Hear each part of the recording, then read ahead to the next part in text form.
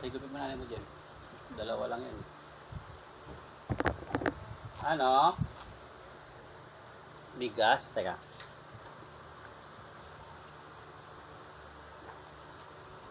Pantay mo yan.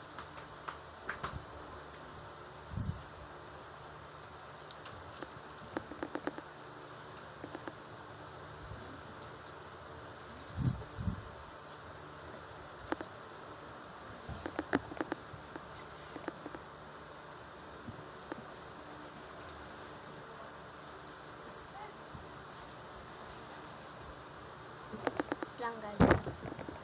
Yan nga. Ito mo, lagpas na naman sa naman napunta naman sa monumento yan.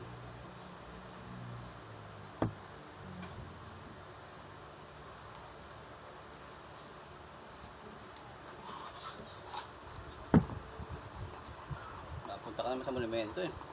Sabi mo sa hita mo oh, blue. Kaya napunta red na, puro red na yan. Sa blue lang eh. Sige na. Dito. Umpisa mo dito, ito. Dito, last na yan, dito mo. Yan, dyan na, blue ah. Yung M ah, walang lalagpas. Dito sa blue, anong kulay ba yung blue? Yan, sige. Bira.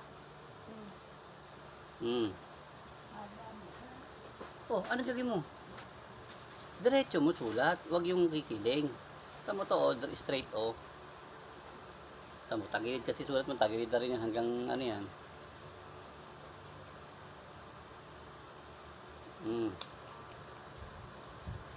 Yung A ha, red yan, red and blue ha, red and blue, ito oh, red, ito red ha, o ito blue, o bisa mo, ha, red saka blue ha,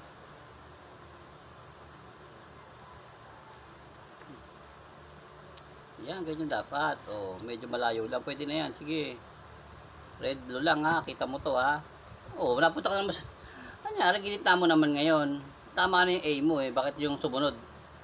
Tingnan mo yung letter C mo. Nandito ba sa taas yun? Di ba dito lang, red, blue lang? Kukopyahin mo lang to, oh, red, blue. Nasa red, dito lang ako sa red saka sa blue. Pagka blue, malaki yun.